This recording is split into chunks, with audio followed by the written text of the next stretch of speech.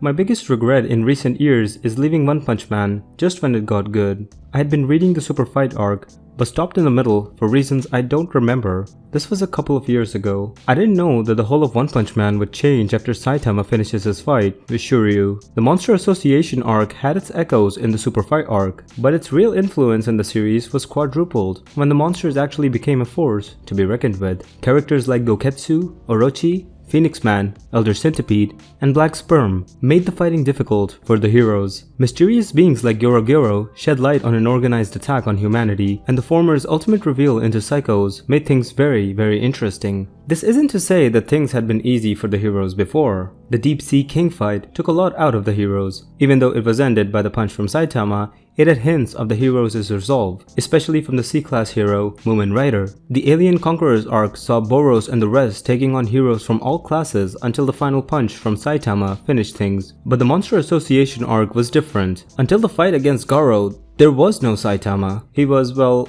busy making friends. It was all this girl right here. In all honesty, I never really liked Tatsumaki. She was a strong fighter, but the personality just didn't sit right with me. But in her defense, I might have been too busy waiting for Saitama to finish things off before I could divert my attention to her fights. In any case, the brash, moody, and often impatient Tatsumaki lives up to her name and personality during the entire arc. Also, we got to see more aspects of her past come through. Most importantly, her relationship with Blast and how it influenced her fiercely independent outlook of the world. It all started when she was summoned by the hero headquarters to discuss for the upcoming attack of the Monster Association. However, even there, her superiority complex comes out, and she tells the association members that the latter were cowards who would be of no match to her. Now, in any normal setting, if I hear some characters saying this, it doesn't end well for them, since the trope of overconfidence often gets them into trouble. But this personality trait in Tatsumaki actually makes her the GOAT, since she didn't talk the talk, but she actually walked the walk. She also suggested reducing City Z to rubble. Sekingar quickly refuses to do so since it would mean the hostage Tareo would be compromised. However, the person whom I felt bad for most was this guy, whose house would be destroyed in the process as well. In the battle squad led by the ever-menacing King, Tatsumaki stands out in the best manner ever. She kills Evil Eye,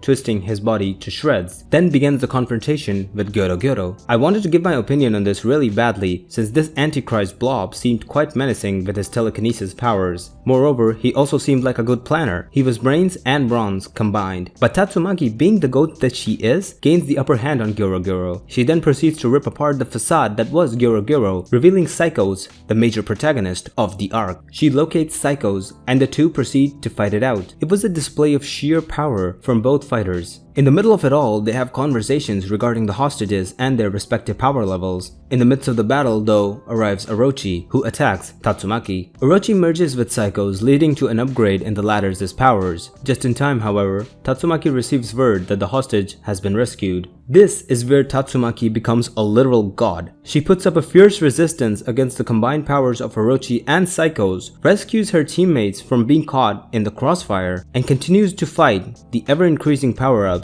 that Psychos goes through. With the other heroes playing support, she continues to fight off the remnants of a now subdued Psychos. When she finally goes down and out, Tatsumaki is bruised and battered beyond belief. This is a kind of testament to the words of Blast, who, when she was a child, rescues her from a lab and tells her, as an advice, to never expect anyone to save her. I thought the tirade of monsters would end right there, but it didn't. The remaining members of the association continue the barrage. While it would seem Tatsumaki would have tagged the others to continue, she didn't. Until the very last moment, she continued fighting, asking for no support, while being supported against her will by the likes of characters like Genos and Bang. Even if it was all to prove her own independence and godlike strength, Tatsumaki did have concern for her fellow heroes.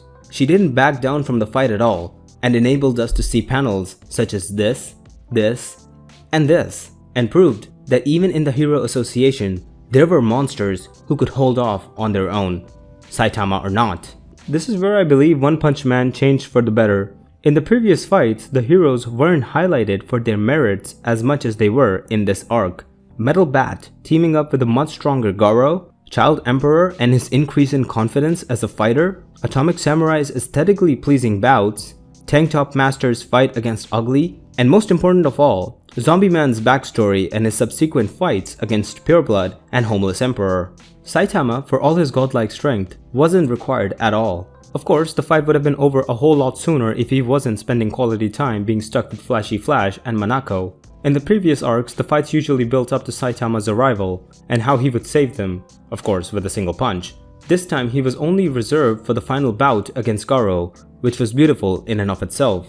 Up until the Monster Association arc, I had real doubts over the credibility of the Hero Association, but seeing Tatsumaki and the rest go up in arms against an existential threat, and Saitama not fighting on their behalf, all these doubts were ultimately removed. Next up might be a discussion on Zombieman, so stay tuned and do subscribe.